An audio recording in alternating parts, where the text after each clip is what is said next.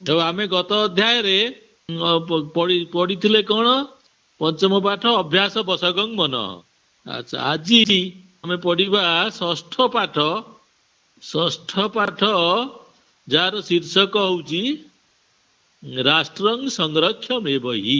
देश को रक्षा करवा राष्ट्र को रक्षा करवा आम समस्त दायित्व। अच्छा विद्यालय बालचराणाम शिविरम गोटे स्कूल रे पिला माने बसिचंती पिला मानकर कैंप चली आ शिक्षक पिला मानकू पाठ पढ़ाउचंती। सायं सर्वे स्व स्व अनुभवान श्रावयंती।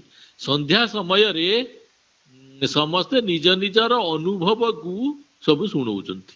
ध्रुव कहूची विचित्र अयम संसार।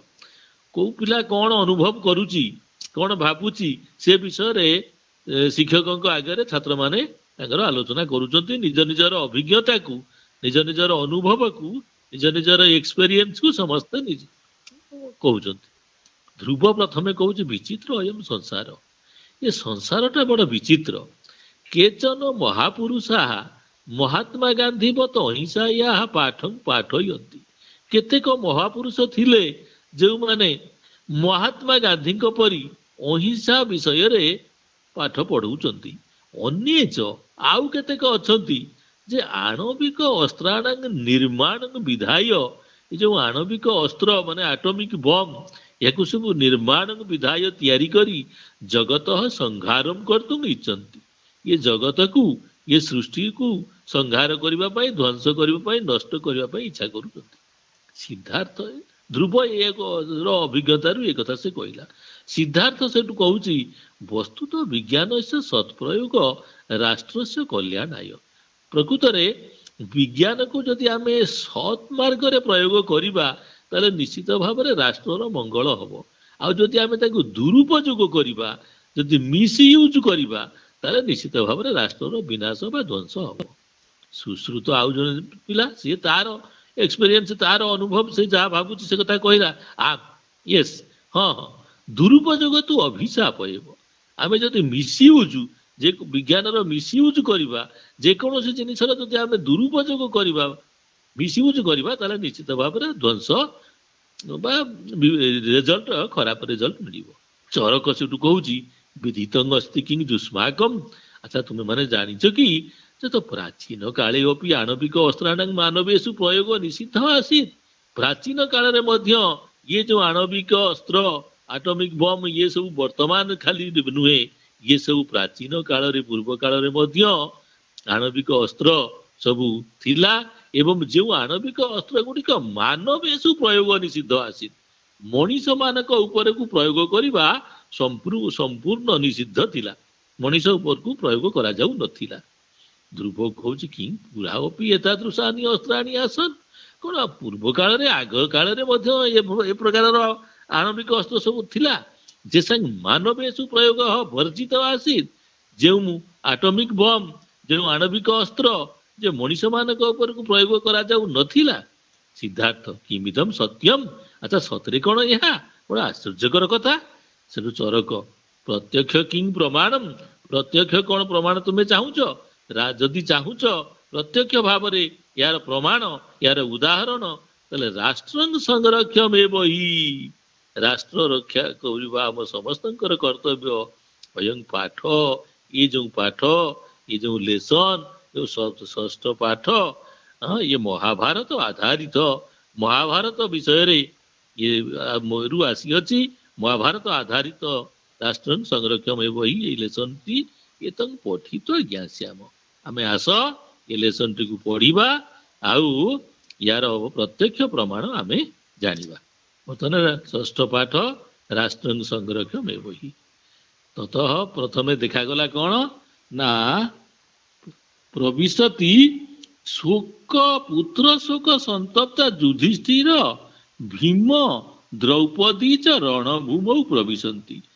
अच्छा अर्जुन अश्वत द्रोण को महाभारत युद्ध रे अर्जुन जेतेबेले द्रोण को मारिदेले सेतेबेले द्रोण को पुओ होउचंती अश्वत्थामा से जेतेबेले खबर पाईगले जे अर्जुन तांको बापा को मारी देइचंती सेतेबेले से रागी जाइथिले एवं ତାଙ୍କର ଗୋଟେ ଅସ୍ତ୍ର ପ୍ରୟୋଗ କରି ସେ ଅସ୍ତ୍ରରେ ସେ ଦ୍ରୌପଦୀଙ୍କର 5ଟା ପୁଅକୁ ପାଣ୍ଡବ ମାନଙ୍କୁ ମାରିବା ପାଇଁ ଯୋଉ ଅସ୍ତ୍ର ସେ ପ୍ରୟୋଗ କରିଥିଲେ କୃଷ୍ଣଙ୍କ ଚକ୍ରାନ୍ତରେ ସେ ପାଣ୍ଡବ ମାନେ ରକ୍ଷା ପାଇ ଯାଇଥିଲେ ଏବଂ ଦ୍ରୌପଦୀଙ୍କର 5ଟା ପୁଅ ସେଇ ବାଣରେ ମୃତ୍ୟୁବରଣ କରିଥିଲେ।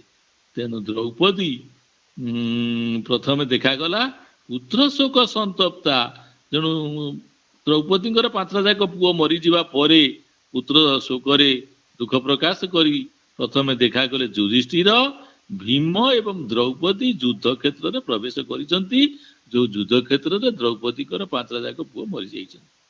ଦ୍ରୌପଦୀ ପ୍ରଥମେ କହୁଛନ୍ତି ଦୀର୍ଘ ନିଶ୍ୱାସ, ଗୋଟେ ଦୀର୍ଘ ନିଶ୍ୱାସ ପକାଇ ଯେତେବେଳେ ତାଙ୍କର 5ଟା ଯାକ ପୁଅ ଆଟ୍ ଏ ଟାଇମ୍ ଏକାଥରକେ ଅଶ୍ୱତ୍ଥାମାଙ୍କ ବାଣରେ ଅଶ୍ୱତ୍ଥାମାଙ୍କ ଶରରେ ମୃତ୍ୟୁବରଣ କରିଛନ୍ତି ଏବଂ କୁରୁକ୍ଷେତ୍ରରେ ପଡ଼ିଛନ୍ତି, ଏ ଦୃଶ୍ୟ ଦେଖି ଦ୍ରୌପଦୀ ଦୀର୍ଘ ନିଶ୍ୱାସ ପକାଇ ହା ହନ୍ତ ମାନେ ଦୁଃଖର ସହିତ ଦୁଃଖ ପ୍ରକାଶ କରି କିଂ ଇଦମ୍ ଘୋରଂ ଆପତିତମ୍, କି ବିପଦ ଆମ ମୁଣ୍ଡରେ ପଡ଼ିଲା, ପାପ କର୍ମଣା ଦ୍ରୌଣୀନା ମେ ପୁତ୍ରା ଭ୍ରାତରଶ୍ଚ ହତା।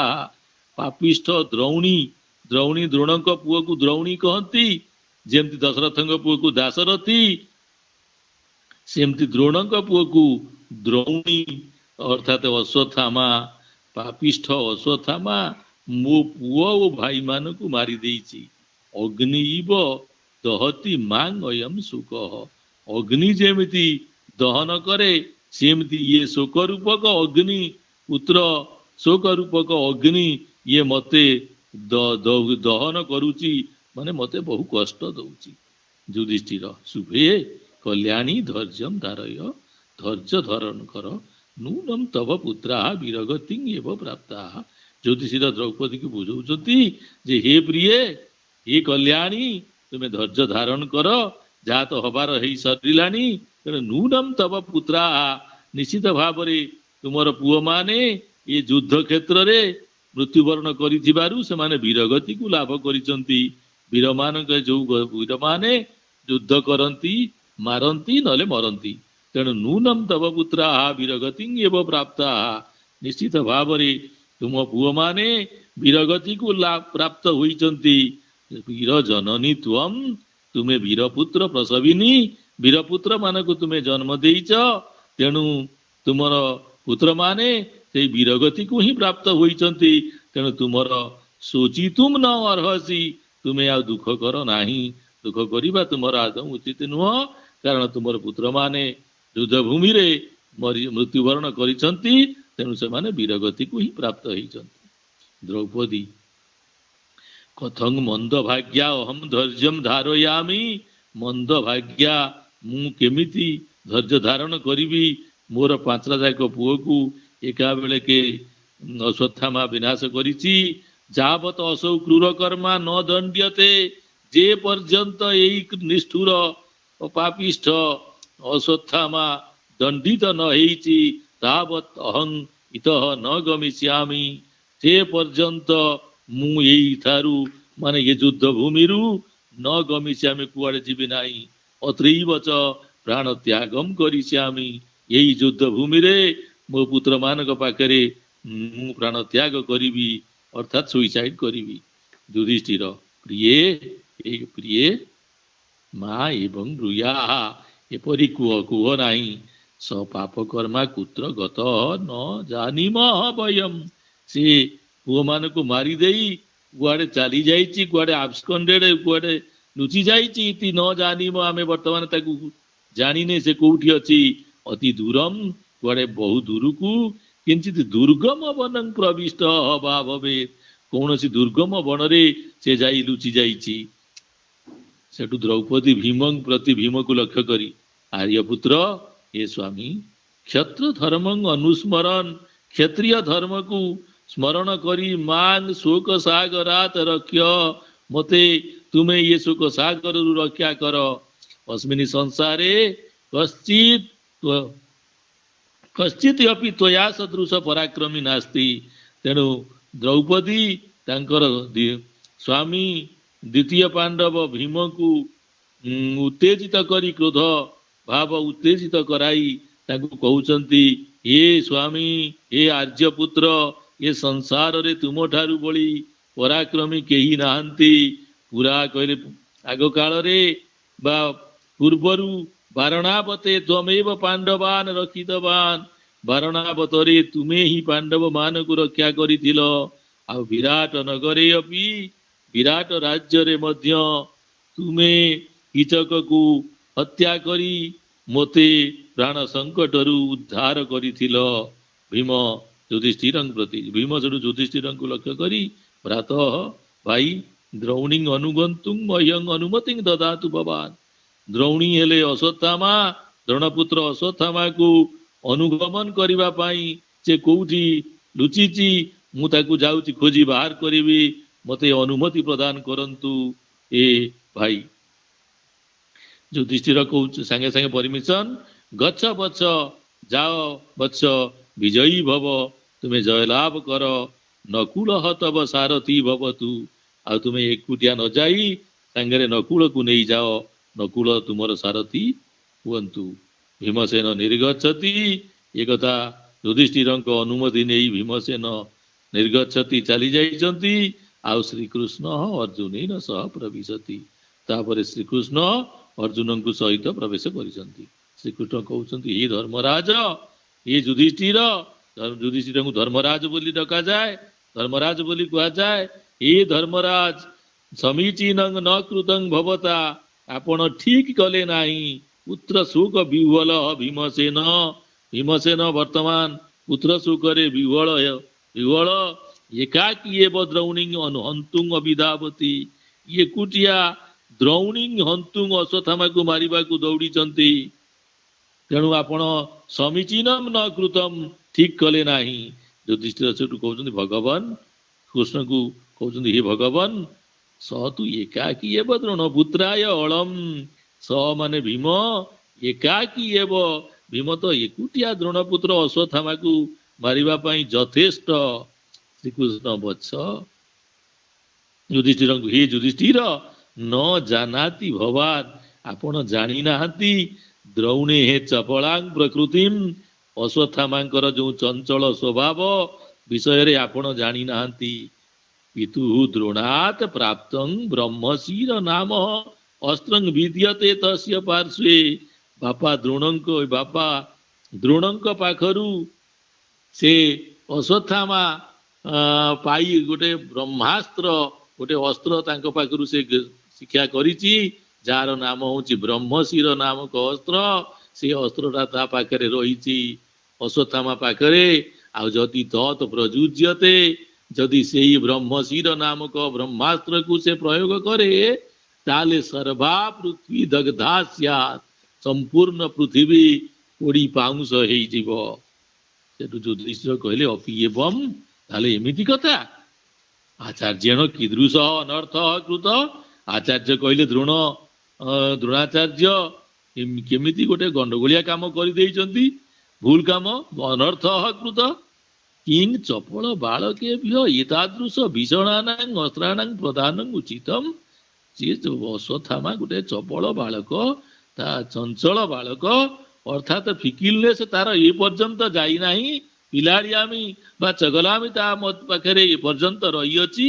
ତେଣୁ ଏଭଳି ଗୋଟେ ବାଳକ ହାତରେ ଗୋଟେ ଭୟଙ୍କର ଅସ୍ତ୍ର ବ୍ରହ୍ମାସ୍ତ୍ର ପ୍ରଦାନ କରିବା କଣ ଉଚିତ ହେଇଛି ଆଚାର୍ଯ୍ୟ ଦ୍ରୋଣଙ୍କର? ଶ୍ରୀକୃଷ୍ଣ ଶୃଣୁ ତାବତ୍, ଶୁଣ ତାହେଲେ, ଆଚାର୍ଯ୍ୟେଣ ତୁ ପ୍ରିୟ ଶିଷ୍ୟାୟ ଅର୍ଜୁନାୟ ଏବ ପ୍ରୀତ୍ୟା ମନସା, ଆଚାର୍ଯ୍ୟ କହିଲେ ଦ୍ରୋଣାଚାର୍ଯ୍ୟ ତାଙ୍କର ପ୍ରିୟ ଶିଷ୍ୟ ଥିଲେ ତୃତୀୟ ପାଣ୍ଡବ ଅର୍ଜୁନ, ତାଙ୍କୁ ପ୍ରୀତ୍ୟା ମନସା ମାନେ ଖୁସି ମନରେ, ଆନନ୍ଦ ମନରେ ବ୍ରହ୍ମାସ୍ତ୍ର ଶିକ୍ଷା ପ୍ରଦତ୍ତା, ବ୍ରହ୍ମାସ୍ତ୍ର ଶିକ୍ଷା ପ୍ରଦାନ କରିଥିଲେ। କିନ୍ତୁ ପୁତ୍ର ପ୍ରେମ ପରାଧୀନେନ ତେନ, ପୁତ୍ର ସ୍ନେହରେ ପରାଧୀନ ହୋଇ ଦ୍ରୋଣ ଅଶ୍ୱତ୍ଥାମାକୁ ମଧ୍ୟ ସେହି ବ୍ରହ୍ମାସ୍ତ୍ର ଶିକ୍ଷାରୁ ବଞ୍ଚିତ କରିନଥିଲେ।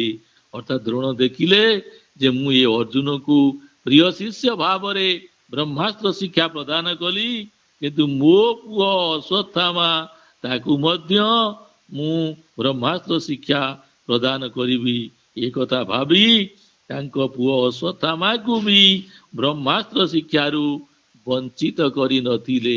ଅର୍ଥାତ୍ ଅର୍ଜୁନଙ୍କୁ ବ୍ରହ୍ମାସ୍ତ୍ର ଶିକ୍ଷା ଦେବା ସହିତ ତାଙ୍କ ପୁଅ ଅଶ୍ୱତ୍ଥାମାକୁ ମଧ୍ୟ ବ୍ରହ୍ମାସ୍ତ୍ର ଶିକ୍ଷା ପ୍ରଦାନ କରିଥିଲେ। କୃଷ୍ଣ ଏ ବିଷୟ ଯୁଧିଷ୍ଠିରଙ୍କୁ ସୂଚନା ଦେଇଥିଲେ। ଅର୍ଜୁନ ଅପରଞ୍ଚ, ଅର୍ଜୁନ ସେଠୁ ଥିଲେ। ଅର୍ଜୁନ କହୁଛନ୍ତି ଆହୁରି ମଧ୍ୟ, ଖାଲି ସେତିକି ନୁହେଁ, ଆହୁରି ମଧ୍ୟ ଯେ ଅସ୍ତ୍ର ନା ବ୍ରହ୍ମାସ୍ତ୍ର ଅଶ୍ୱତ୍ଥାମାକୁ ଶିକ୍ଷା ଦେଇଥିଲେ, ଶିଖେଇ ଦେଇଥିଲେ ଦ୍ରୋଣାଚାର୍ଯ୍ୟ। କିନ୍ତୁ ଅସ୍ତ୍ର ଶିକ୍ଷା ପ୍ରଦାନାତ୍ ପୂର୍ବମ୍, ଯେତେବେଳେ ବ୍ରହ୍ମାସ୍ତ୍ର ଶିକ୍ଷା ପ୍ରଦାନ କଲେ ଦ୍ରୋଣାଚାର୍ଯ୍ୟ ପୁଅ ଅଶ୍ୱତ୍ଥାମାକୁ, ସେତେବେଳେ ତା ପୂର୍ବରୁ ଆଚାର୍ଯ୍ୟ ପୁତ୍ରମ୍ ସାବଧାନଂ କରୁ, ଆଚାର୍ଯ୍ୟ ଦ୍ରୋଣାଚାର୍ଯ୍ୟ ପୁଅ ଅଶ୍ୱତ୍ଥାମାକୁ ସାବଧାନ କରିଦେଇଥିଲେ ଯେ ହେ ପୁଅ, ମୁଁ ତତେ ଇଏ ବ୍ରହ୍ମାସ୍ତ୍ର ଶିକ୍ଷା ପ୍ରଦାନ କରୁଛି, କିନ୍ତୁ ମନେ ରଖ ଆ ପରମ ଆପଦ ଗତେ ନ ଅପେ, ଏ ତାତ ପୁଅକୁ ବି ବାପା ବୋଲି ଡାକେ। ତେଣୁ ପୁଅ ଯେତେବେଳେ ବାପାକୁ ବାପା ଡାକେ, ସେତେବେଳେ ବାପାର ଅର୍ଥ ବାପା, କିନ୍ତୁ ବାପା ଯେତେବେଳେ ପୁଅକୁ ବାପା ଡାକେ, ସେତେବେଳେ ବାପାର ଅର୍ଥ ହଉଛି ପୁଅ। ତେଣୁ ହେ ତାତ ବା ହେ ପୁତ୍ର, ପରମ ଆପଦ ଗତେ ନ ଅପେ, ଯେତେ ବଡ ବିପଦର ସମ୍ମୁଖୀନ ହେଲେ ବି ରଣେ ବା ଯୁଦ୍ଧ କ୍ଷେତ୍ରରେ ତ୍ୱୟା ଇଦଂ ଅସ୍ତ୍ରଂ ନ ପ୍ରଯୁକ୍ତବ୍ୟମ୍, ମୁଁ ତତେ ଇଏ ଯୋଉ ଶିକ୍ଷା ପ୍ରଦାନ କରୁଛି, ବ୍ରହ୍ମାସ୍ତ୍ର ଶିକ୍ଷା ପ୍ରଦାନ କରୁଛି, ଯୁଦ୍ଧ କ୍ଷେତ୍ରରେ ଯେତେ ବଡ ବିପଦର ସମ୍ମୁଖୀନ ହେଲେ ମଧ୍ୟ ଇଏ ବ୍ରହ୍ମାସ୍ତ୍ର କେବେ ହେଲେ ପ୍ରୟୋଗ କରିବୁ ନାହିଁ।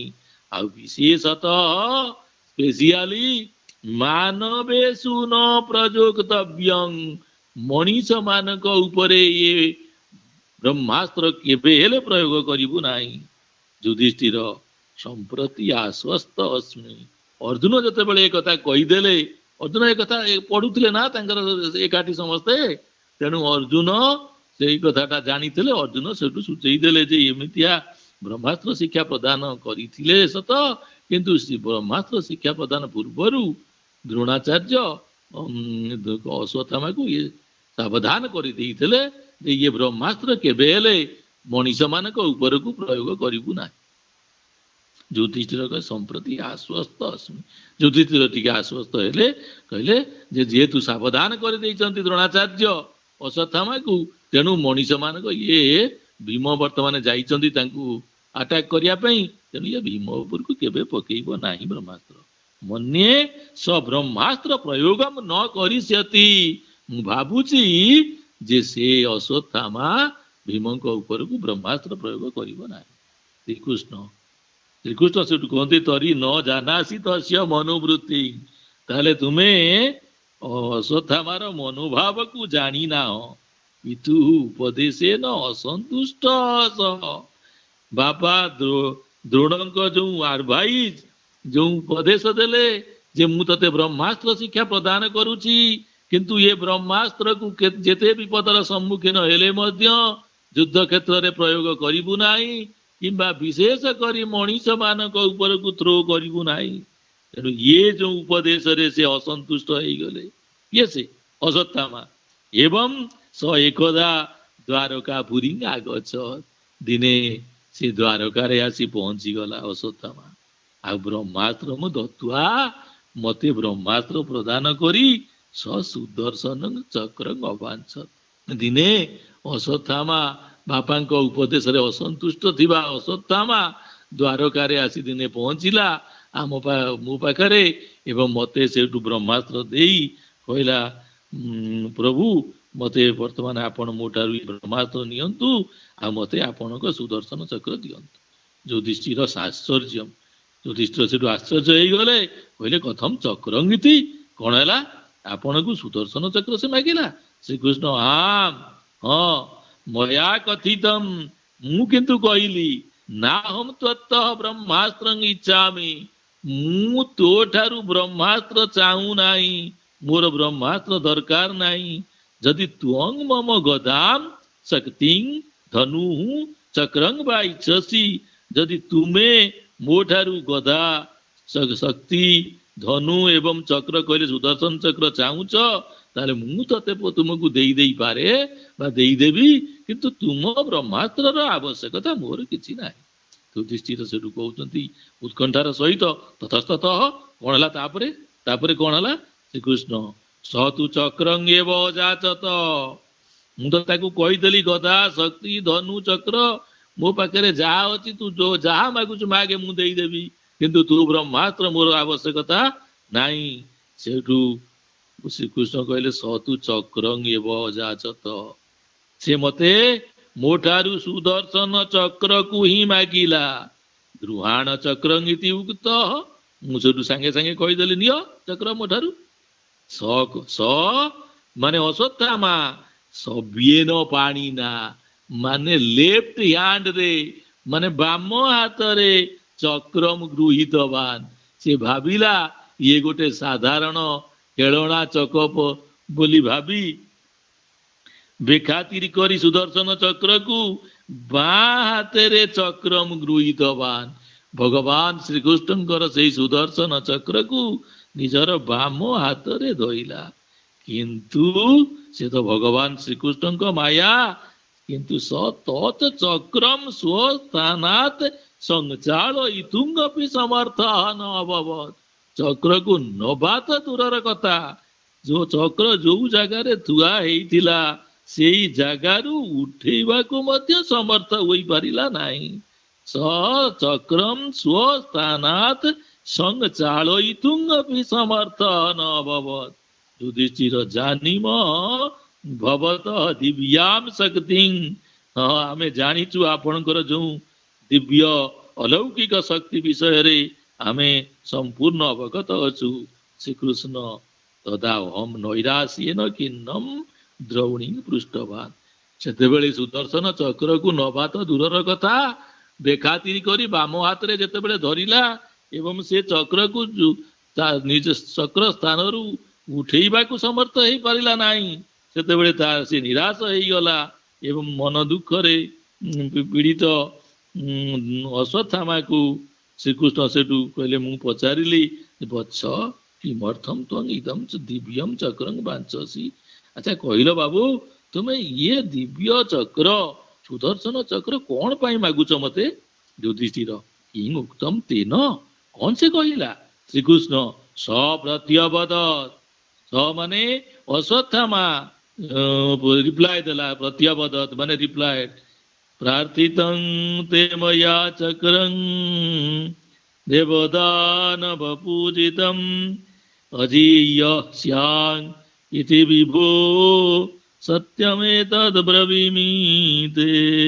ତେଣୁ ଯୋଉ ସୁଦର୍ଶନ ଚକ୍ରକୁ ଦେବ ଦାନବ ପୂଜିତ, ଯେଉଁ ସୁଦର୍ଶନ ଚକ୍ରକୁ ଦେବତା ଏବଂ ଦାନବ ମାନେ ପୂଜା କରନ୍ତି, ସେଇ ଚକ୍ରକୁ ମୁଁ କାହିଁକି ଆପଣଙ୍କୁ ମାଗୁଛି କି?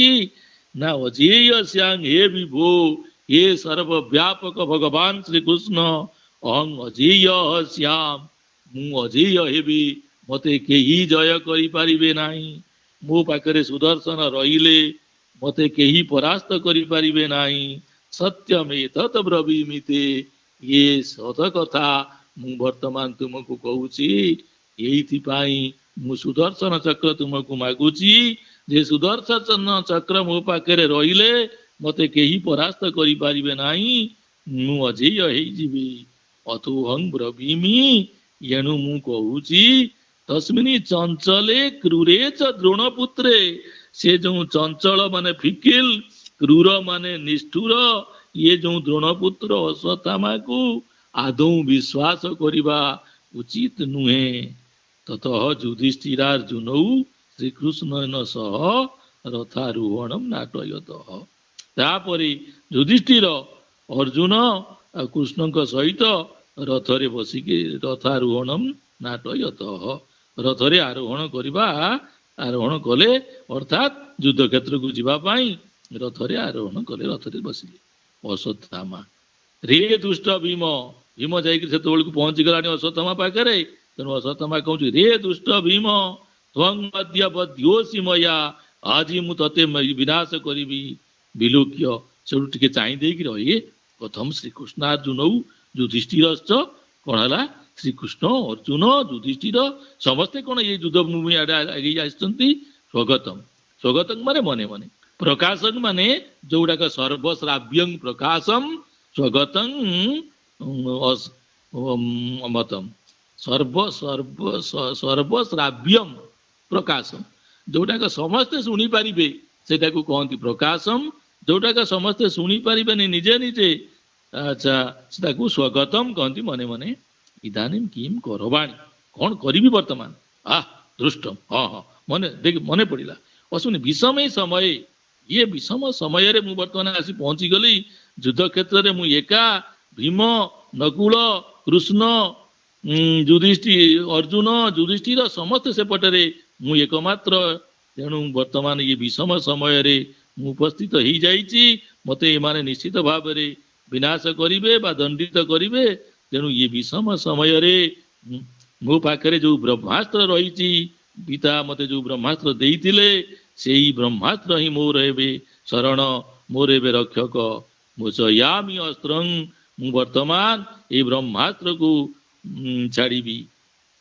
प्रयोग करिबी इति ध्यानम नाटयति ब्रवीति च ब्रह्मास्त्र को मुंडरे छुआई छुआईबार नाटक करी एवं कहिला इदम अपांडवाय ये ब्रह्मास्त्र तुम्हें वर्तमान जाओ पांडव मान को विनाश करो इदं माने इदं ब्रह्मास्त्रं मोचयामि मु एबे प्रयोग करूची अपांडवाय अर्थात ये पृथ्वी रु पांडव मान को विनाश करिबा पाई पांडव शून्य करिबा पाई सेठु श्रीकृष्ण पार्थ पश्य पश्य श्रीकृष्ण सेठु जेमती अश्वत्थामा ब्रह्मास्त्र प्रयोग कले अर्जुन के पाखे तो ब्रह्मास्त्र भी अच्छी द्रोण शिक्षा देइथिले तांको तेणु श्रीकृष्ण सेठु कहउचंदी हे पार्थ हे अर्जुन देख देख ये तत् विमुच्यते ब्रह्मास्त्रम द्रोणपुत्रेण द्रोणपुत्र अश्वत्थामा एबे ब्रह्मास्त्र प्रयोग करूची त्रैलोक्यं दहन इव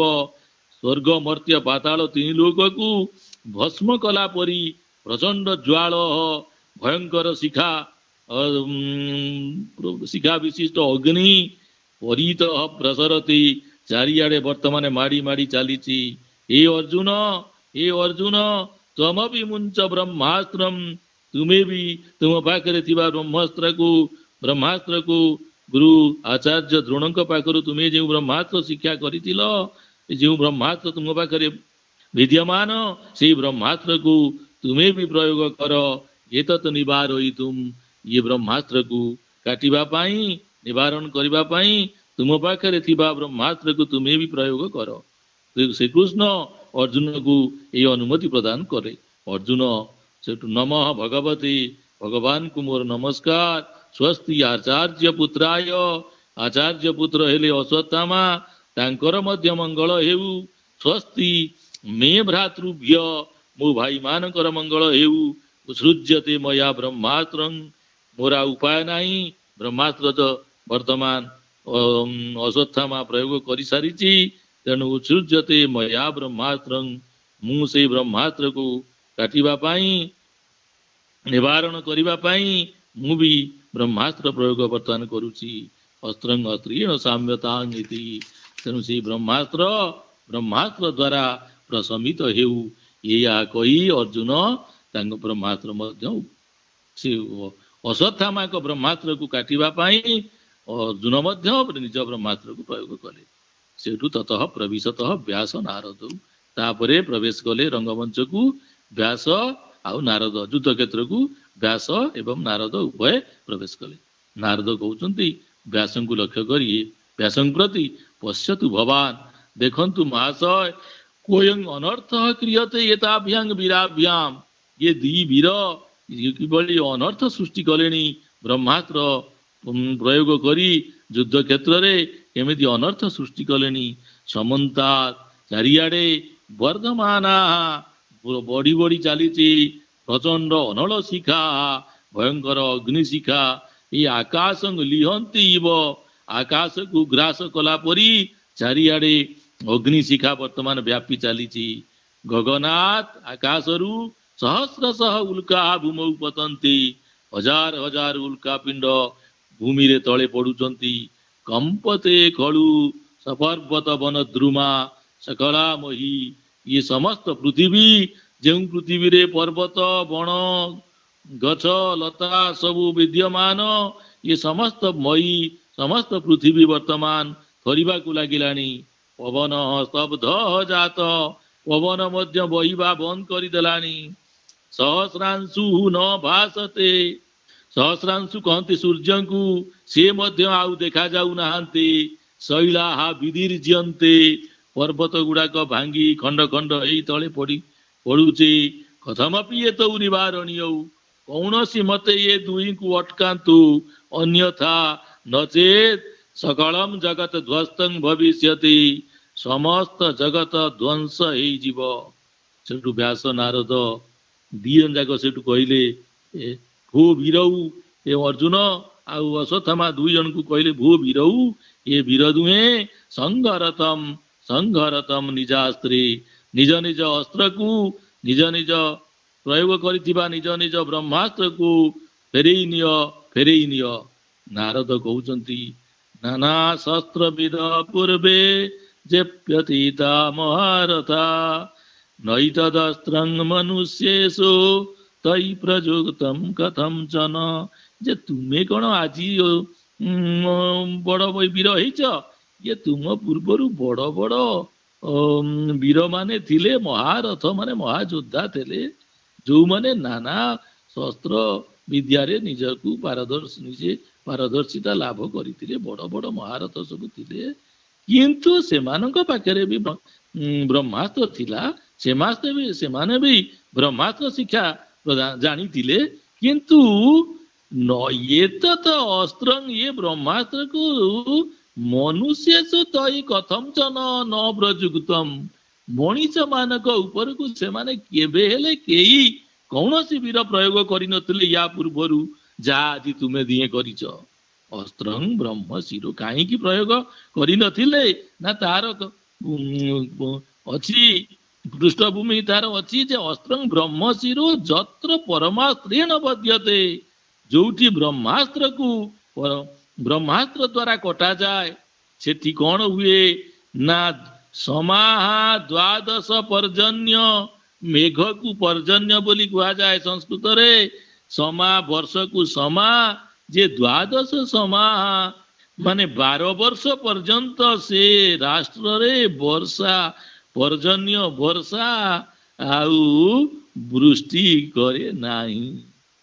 ଯୋଉଠି ବ୍ରହ୍ମାସ୍ତ୍ର ଦ୍ଵାରା କଟାଯାଏ ବା ସେଇ ସମୟରେ ବା ସେତେବେଳେ ରାଷ୍ଟ୍ରରେ ଆଉ 12 ବର୍ଷ ପର୍ଯ୍ୟନ୍ତ ବର୍ଷା ହୁଏ ନାହିଁ ବୋଲି ଶାସ୍ତ୍ରରେ ପ୍ରମାଣ ଅଛି।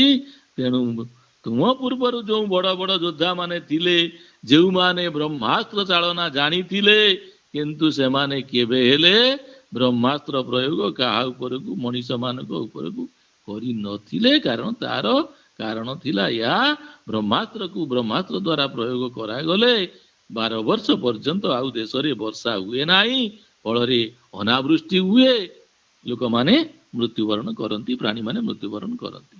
ସେଠୁ ଅର୍ଜୁନ ବଦ୍ଧାଞ୍ଜଳି ଭୂତ୍ୱା, ଏକଥା ନାରଦଙ୍କ ପାଖରୁ ଶୁଣି ଅର୍ଜୁନ ଦୁଇ ହାତକୁ ଯୋଡି, ବଦ୍ଧାଞ୍ଜଳି ମାନେ ଦୁଇ ହାତକୁ ଯୋଡି କହିଲେ, ଭଗବାନ ମହାଶୟ, ମୟା ତୁ ଅସ୍ତ୍ରଂ ଅସ୍ତ୍ରେଣ ସାମ୍ୟତାଂ ଇତି କୃତ୍ୱା ଅସ୍ତ୍ରଂ ବିମୁକ୍ତଂ, ମୁଁ ଯୋଉ ବ୍ରହ୍ମାସ୍ତ୍ର ଛାଡିଛି ଇଏ କାହାକୁ ମାରିବା ପାଇଁ ଛାଡି ନାହିଁ, ମୁଁ ଛାଡିଛି ଅସ୍ତ୍ରଂ ଅସ୍ତ୍ରେଣ ସାମ୍ୟତାଂ, ଇଏ ବ୍ରହ୍ମାସ୍ତ୍ର ଦ୍ଵାରା ପ୍ରଶମିତ ହଉ, ଇତି କୃତ୍ୱା ଅସ୍ତ୍ରଂ ବିମୁକ୍ତଂ, ଏଥିପାଇଁ ମୁଁ ବ୍ରହ୍ମାସ୍ତ୍ର ପ୍ରୟୋଗ କରିଛି। ତଚ୍ଚ ମୟା ସଂଗୃହ୍ୟତେ, ମୁଁ ତାକୁ ସାଙ୍ଗେ ସାଙ୍ଗେ ଫେରେଇ ଆଣୁଛି। ପରନ୍ତୁ ଦ୍ରୌଣୀ ଅସ୍ତ୍ରମ୍, ମୁଁ ତ ଫେରେଇ ଆଣିବାରେ କିଛି ଅସୁବିଧା ନାହିଁ, କିନ୍ତୁ ଦ୍ରୌଣୀ ଅର୍ଥାତ ଅଶ୍ୱତ୍ଥାମା ଯୋଉ ବ୍ରହ୍ମାସ୍ତ୍ର ପ୍ରୟୋଗ କରିଛି, ସେ ତ ଅସ୍ମାନ୍ ସର୍ବାନ୍ ପ୍ରଦକ୍ଷତି ଏବ, ଆମ ସମସ୍ତଙ୍କୁ ପୋଡି ପାଉଁଶ କରିଦେବ ମୁଁ ଯଦି ଫେରେଇ ଆଣେ। ବ୍ୟାସ ଦ୍ରୌଣୀ ପ୍ରତି, ବ୍ୟାସ ସେଠୁ ଅଶ୍ୱତ୍ଥାମାକୁ ଲକ୍ଷ୍ୟ କରି କହିଲେ, ଅଇ ଦ୍ରୋଣପୁତ୍ର, ଇଏ ଅଶ୍ୱତ୍ଥାମା, ତ୍ୱମପି ନିଜ ଅସ୍ତ୍ରଂ ସଂଘର, ତୁମେ ବି ତୁମ ବ୍ରହ୍ମାସ୍ତ୍ରକୁ ଯାହାକୁ ପ୍ରୟୋଗ କରିଛ ତାକୁ ତୁମେ ବି ଫେରେଇ ନିଅ, ଯେନ ସର୍ବନାଶ ନ ଭବେ, ଯାହା ଫଳରେ ଆଉ ସର୍ବନାଶ ହବ ନାହିଁ। ପାଣ୍ଡବା ତ୍ୱଂ ଚ ରାଷ୍ଟ୍ରଂ ଚ ସଦା ସଂରକ୍ଷ୍ୟମେବ ହି, ତସ୍ମାତ୍ ସଂଘର ଦିବ୍ୟଂ ତ୍ୱଂ ଅସ୍ତ୍ରମେତନ୍ ମହାଭୁଜ। अस्त्रमेतन् महाभुज। ये महाभुज, ये महाबाहु माने द्रोणपुत्र अश्वत्थामा को व्यास कहउचंती हे महाभुज महांत भुजौ जस्य स महाभुज। संबोधन रे हे महाभुज हे अश्वत्थामा पांडवा पांडव माने आ तुम तुमे एवं राष्ट्र माने देश ये सदा संरक्षम एवं ही सबु बेले आम समस्तंकर रक्षा करिबा उचित। तस्मात् तेणु तुमे ये जो दिव्यास्त्र अस्त्र ब्रह्मास्त्र एक दिव्यास्त्र कहा जाए, ये दिव्यास्त्र ब्रह्मास्त्र को संगर अर्थात फेरेई नियो जहा फल समस्तंकर मंगल हब, पांडव मानकर मंगल हब, तुमर मंगल हब, आउ राष्ट्रर मध्य मंगल हब। एक कथा व्यास द्रोणी अर्थात अश्वत्थामा को ये एडवाइज उपदेश देइथिले। अभ्यास कहूँ एक नंबर अधोलिखिता प्रश्नानां उत्तराणि एक पदे न लिखत। द्रौपद्याः पुत्राः केन हता, द्रौपद्याः पुत्राः द्रोणिना हता, द्रोणिना द्रोणपुत्रेण हता। वारणावते पांडवान् कः अरक्षत, वारणावते पांडवान् भीमः अरक्षत। नकुलः कस्य सारथी अभवत्, नकुलः भीमस्य सारथी अभवत्। आपद्गतेन अपि ब्रह्मास्त्रं केषु न प्रयुक्तव्यम्, आपद्गतेन अपि ब्रह्मास्त्रं मनुष्येषु न प्रयुक्तव्यम्। अश्वत्थामा श्रीकृष्णं किं अजाचत, अश्वत्थामा श्रीकृष्णं सुदर्शन चक्रं अजाचत। आकाशात् काः पतन्ति स्म, आकाशात् उल्काः पतन्ति स्म, कः न भासते स्म, सहस्रांशु न भासते स्म। 2 नंबर पूर्ण वाक्येन द्रोणाचार्य प्रीतः भूत्वा कं ब्रह्मास्त्रं अशिक्षयत्, द्रोणाचार्य प्रीतः भूत्वा अर्जुनं ब्रह्मास्त्रं अशिक्षयत्। अश्वत्थामा केषां विनाशाय ब्रह्मास्त्रं मोचयति, अश्वत्थामा पांडवानां विनाशाय ब्रह्मास्त्रं मोचयति। भीमसेन नकुलेन सह कं अनुगच्छति, भीमसेन नकुलेन सह द्रौणीनं द्रोणपुत्रम् अनुगच्छति। द्रोणपुत्र श्रीकृष्णात् किं वाञ्छति स्म, द्रोणपुत्र श्रीकृष्णात् सुदर्शन चक्रं वाञ्छति स्म। अस्त्रं संघरतं इति कौ वदतः, अस्त्रं संघरतं इति व्यास नारदौ वदतः। ब्रह्मास्त्रस्य निषेधेन के संरक्ष्याः सन्ति, ब्रह्मास्त्रस्य निषेधेन पांडवाः अश्वत्थामा राष्ट्रं च संरक्ष्याः सन्ति। 3 नंबर रेखांकित पदानि आधृत्य प्रश्न निर्माणम्। अच्छा पापकर्मणा द्रौणीना मे पुत्राः, मे जगार मे हूँ द्रौपदी की कही, तेणु द्रौपदी स्त्रीलिंग हो मे जगार अस्या कस्याः पुत्राः हताः। कस्य नहींकि कस्या हम कारण मे ये तो द्रौपदी पुओ मैंने द्रौपदी स्त्रीलिंग, तेणु कस्यर स्त्रीलिंग कस्याः पुत्राः हता। अस्मिन् संसारे कश्चिदपि त्वया सदृश नास्ति, अस्मिन् संसारे है कुत्र पुत्र कश्चिदपि त्वया सदृश पराक्रमी नास्ति।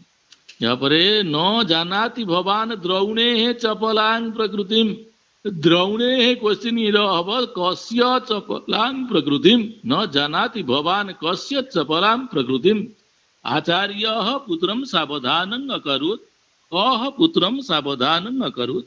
प्रचंड ज्वालः अग्निः परितः प्रसरति, कीदृशः अग्निः, प्रचंड ज्वाल हूँ विशेषण एडजेक्टिव, तेणु अग्निर एडजेक्टिव हूँ प्रचंड ज्वाल, तेणु एडजेक्टिव रे सब कीदृश शब्दर प्रयोग करा जाए। कीदृशः अग्निः परितः प्रसरति, गगनात् सहस्रशः उल्काः स्त्रीलिंग, काः स्त्रीलिंग रे काः भूमौ पतन्ति। 4 नंबर अधोलिखित प्रश्नान् तथा निर्देशं उत्तरत। युधिष्ठिर भीम द्रौपदी च रणभूमौ प्रविशन्ति, अस्मिन् वाक्ये क्रियापदं प्रविशन्ति। वीरजननी त्वं शोचितुं न अर्हसि, अत्र किं कर्तृपदम्, अत्र कर्तृपदं त्वम्।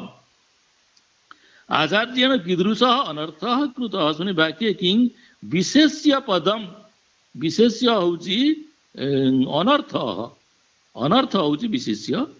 अच्छा गगनात् सहस्रशः उल्का भूमौ पतन्ति असुनि वाक्ये धरायां इत्यर्थे किं पदम प्रयुक्तम धरायां इत्यर्थे भूमौ भूमौ इति पदम प्रयुक्तम। सकलम जगत ध्वस्तं भविष्यति असुनि वाक्ये विशेषण पदम सकलम जगत होची विशेष्य पदम सकलम विशेषण पदम। अस्त्र शिक्षा प्रदानात् पूर्वम आचार्य पुत्रम सावधानं अकरोत् तत्र पश्चात् इति पदस्य किं विलोम पदम पश्चात् विलोम पद होची पूर्वम पूर्वम। अच्छा विशेषणानां विशेष्यै सह मेलनं क्रियतां मैचिंग सभ्येन एपटे अछि पाणिना बाम हातरे पाप कर्मणा द्रौणिना देवदानव पूजितं चक्रम सकला मोहि तुलिंग सहस्रशः उल्का विषमे समय। 6 नंबर अधोलिखितेषु पदेषु जत पदम अर्थ दृष्टिया भिन्नम देइछि एक तीन चारटा वार्ड देइछि ता भितरु तीनटा वार्ड समान गोटे होछि भिन्न अर्थक तेणु से भिन्नार्थक शब्दटाको आमे चूज करिबा अंडरलाइन करिबा। जत अर्थ दृष्टिया भिन्नम तत रेखांकितम कुरुत ताको अंडरलाइन करिबा। जेमति एग्जांपल देइछि पर्जन्य पयोद बारिधर किंतु पर्जन्य माने मेघ पयोद माने मेघ बारिधर माने भी मेघ किंतु पयोधी माने समुद्र तेणु पयोधीटाको भिन्न अर्थक होइजवारु अंडरलाइन कर देइछि। सेमति आमे वर्तमान देखिबा सहस्रांशु सूर्य को कहती दिनकर सूर्य को कहती भानु भी सूर्य को कहती किंतु हिमांशु चंद्र को कहती हिमांशु रे अंडरलाइन कले हिमांशु भिन्नार्थक। सेमति दुई ख कहूची वृक्ष द्रुम महीरुह ये तीनटा एक समानार्थक किंतु महीधर माने पर्वत तेणु एटा महीधर तले अंडरलाइन करागला। पवन अच्छा अनिल वायु ये तीनटा जाक समानार्थक पवन पर्यायवाचक शब्द किंतु अनल होची अग्नि अनल तले अंडरलाइन कले। शैलाः भूधराः पर्वताः किंतु खेचर शैल माने पर्वत भूधर माने पर्वत पर्वत माने पर्वत खेचर माने चढ़ई खेचरा। अच्छा तेणु खेचर तले अंडरलाइन करागला खेचरा। नर मनुष्य पन्नग मानव ये चारिटा भितर नर माने मनुष्य मनुष्य मानव माने मनुष्य किंतु पन्नग माने साप पन्नग तले अंडरलाइन करागला।